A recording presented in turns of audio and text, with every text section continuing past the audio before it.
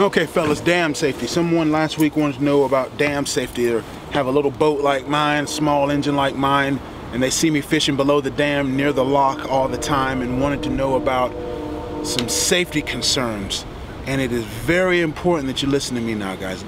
I'm dead dog serious. There's 3 dangers: the lock, the spillway / floodgates, and the power station. All 3 of those things generate current because they take water from the above section of the river or lake and pump it and flows down towards the lower section. The lock is for one purpose, for getting barges up and downstream, right? They build a lock, they'll suck water out of the river if you're downstream to raise the barge up to the upstream, and the barge can continue on upstream hauling coal or doing whatever they need to do. If the barge is upstream and moving downstream, they'll dump water out, creating a whole lot of current, a lot of danger, and the barges can move on downstream, hauling coal or whatever it is they're hauling. So the current's that's one of the reasons why the river appears to be flowing backward, because they're literally sucking water out of the river, and enough water to displace a barge that weighs I don't know how much and get it upstream, because they're moving uphill. One of the greatest dangers, because at any given moment they could be sucking in water or releasing water. Now when they're sucking in water, you don't notice it as much, but you just notice the river is lower. All of a sudden the river is just a foot lower and sometimes appears to be flowing backward. That's why.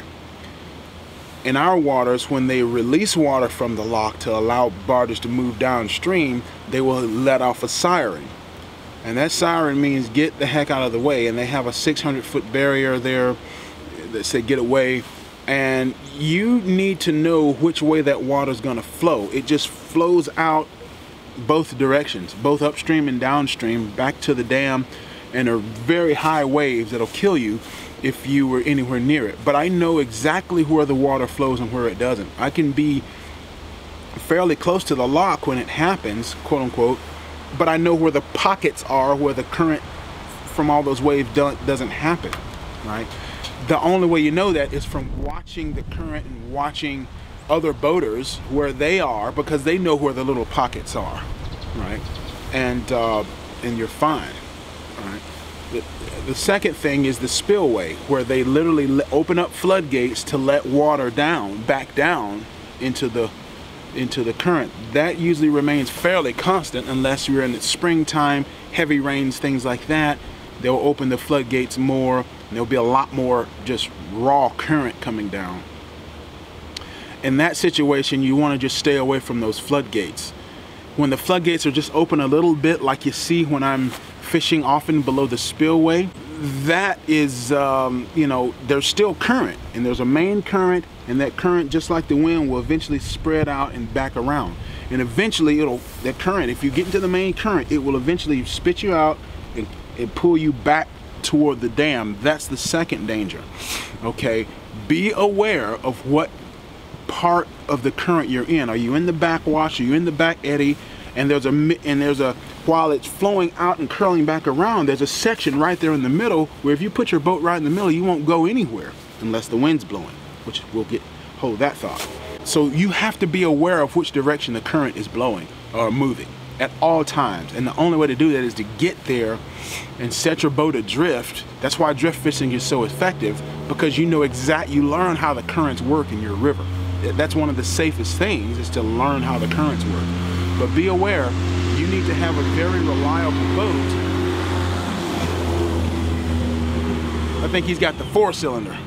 He ain't got the V8. Oh, poor guy. He's got the 4-cylinder.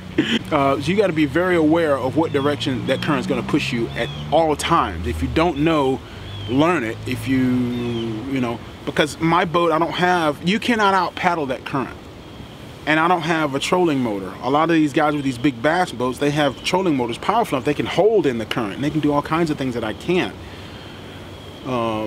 But I think the expense of that is you don't necessarily know where you are in the current in terms of how that current's going to affect you and your safety. The number one thing is to know how the current flows. The third danger is the power station. The power station is where they let water from the upper lake drift through, flow down through, and it turns these big massive turbines, and those turbines are hooked to generators that generate electricity that's allowing you to watch this on your TV or charge your cell phone. Probably most of you are probably watching this on your cell phones, but that power came probably from a power station, a hydroelectric power station somewhere. Now the power station where I'm typically fish has been out of commission, seems like, for several years, and you don't see it going. I think there's one of the turbines got messed up somehow, and you don't know how to see it generating much power. I think they're working on it, but that's another thing that will generate a lot of current, as much current as the floodgates being wide open, as much current as the lock releasing water. In fact, it may even be worse because the turbines are turning, okay, and that's actually accelerating the water even more. It's not just gravity, it's being accelerated by the turbines, and the fact that you have the what do you call that effect, the Venturi effect, the big water going to this relatively small pipe compared to the size of the river, and being spun up by an impeller, turbines, and then being spit out the other side. Most dams nowadays have a barrier, these big orange-white buoys, and they have danger, and they mark it off so you can't even get in there.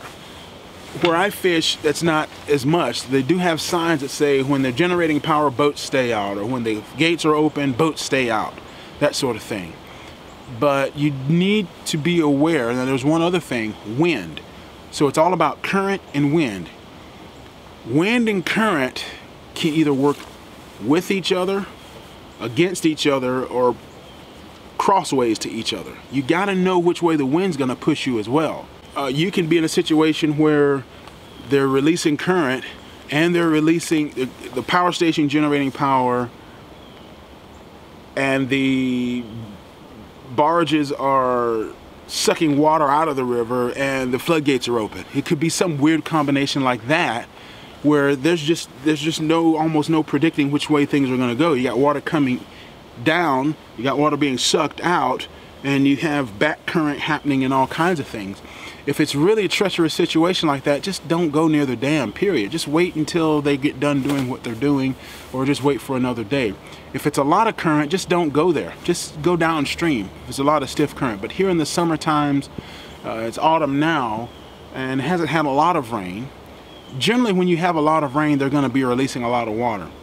If there's not been much rain, there just won't be much water. Now, if the wind and the current are moving in the same direction, that's the safest possible bet, okay? Because no matter what, you're going to be pushed downstream. Even if you get caught in a back eddy, in my little bit lightweight boat, the wind is oftentimes going to overcome the current, right? And that wind will pull you downstream, push you downstream, and you'll eventually get into the downstream current, and it's like a multiplier effect, the wind and the current moving together. Where the real danger comes in is when the wind and the current are opposite, okay? If the current's moving you downstream and the wind's blowing you back upstream, the wind is obvious. With my lightweight boat, the wind is going to take over faster than the current. So you may be flowing downstream and the wind gets going, and it'll blow you back into the dam. That's dangerous. Or especially when you think, you have to be aware. You're always moving, right? You're always moving. That's the whole point. Even when you think you're dead still and there's no current and no wind, you're moving. The planet's moving. It's a dynamic world. You're always moving. You need to know how fast and in what direction and what forces are generating the movement, all right? After that, the wind can work crossways to one another, right? So if, let's say, the current's moving downstream, all right, and you see a barge sort of coming down, you know full well that they're going to be releasing current, right? And if the wind's blowing this way, guess what's going to happen? You're going to get caught in the middle. You're drifting downstream, and right when you're in the dead zone, the wind's pushing you back towards the lock, and they're going to start releasing water at some point. You have to keep your head on the swivel and notice what's going on. Your life and your safety are more important than catching some stupid fish, okay? There's plenty of ways to catch fish without killing yourself. Just be mindful.